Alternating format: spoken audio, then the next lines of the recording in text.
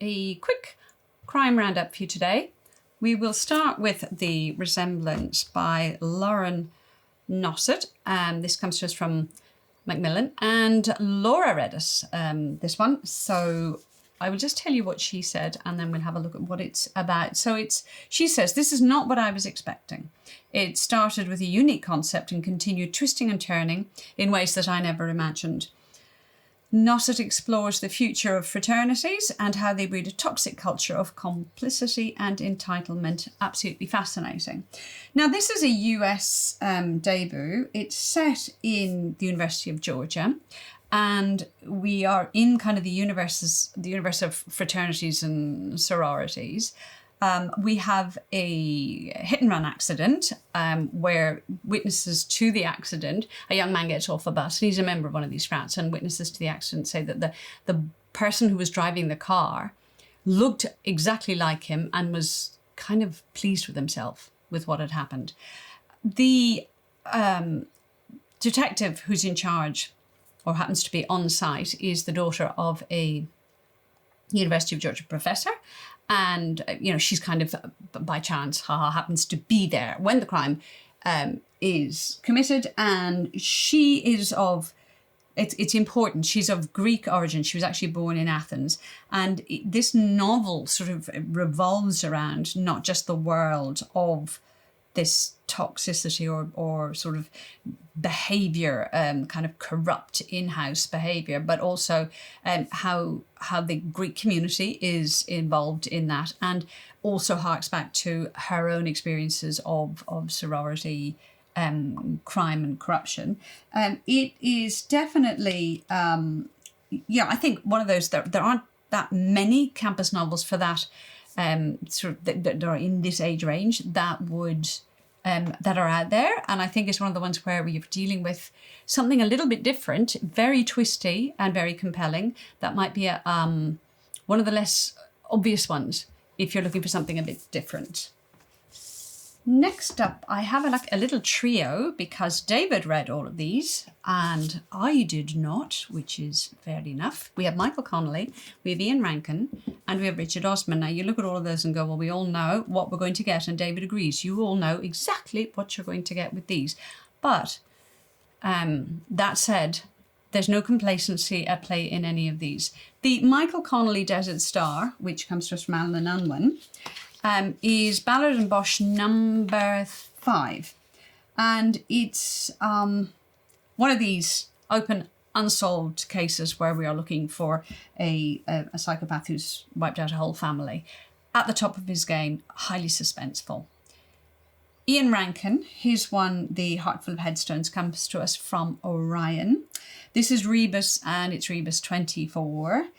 He's in the dock in this one, and his sort of sidekick, Siobhan Clark, is handling a kind of police corruption case simultaneous to Rankin looking at, let's say, his... we don't know at the beginning why he's in the dock, and you do sort of by the end looking at his dealings with a former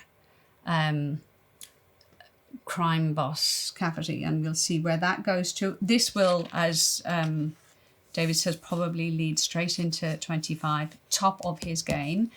And of course, we have our Richard Osman. This is the third one in the Bullet That Missed in that Thursday Murder Club series, and this one comes to us from Penguin. Again, it's in that quirky, funny, sort of cozy crime bracket. It's witty, very entertaining, and we've got our 4 pensioners who are at it again. In this one, I think Elizabeth is a little bit more under pressure to get herself out, extricate herself from a kind of a compromising situation. But we are solving 2 crimes that are a decade apart. Absolutely going from strength to strength. There is never any disappointment with any of these. So, think about them for your next good crime read. And last one up is a little anthology. Now, I was fascinated by this, called Dark Deeds Down Under. And it's edited by Craig Sisterson. And this comes to us from Novella.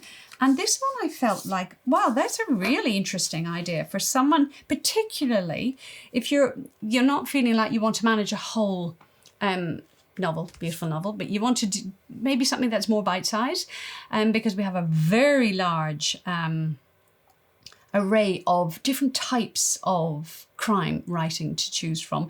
We have, obviously, these are mostly, they're Australian or New Zealand writers. Some of these might give you an appetite for reading more from a particular author if you've liked their style of writing. So I think it's a very clever present as well for someone. You might gift it for yourself, but obviously it's an interesting gift, because you might sort of say, well, you're looking for someone new to read in this genre.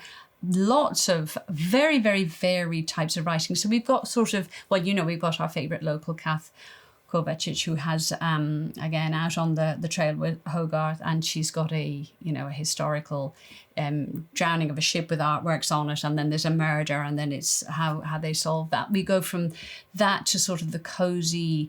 There's a very funny in 3-part theatre by Narelle Harris on a little kind of cosy whodunitey, Agatha Christie feel crime in the theatre setting. We've got some of the amusing, tongue-in-cheek forays with R.W.R. MacDonald, where the Nancys are sleuthing again, to some very deliciously creepy stories. We have got a very dark Gary Disher. We have a very creepy Stephen Ross. I really enjoyed that, and a Wish Wilson, a outback hunting, a manhunt sort of story. So there really is something for everyone in there, and I do highly recommend it as a kind of a reading adventure into all of the things that Australia and New Zealand can produce in terms of crime writing. All right, that is my roundup. Keep reading.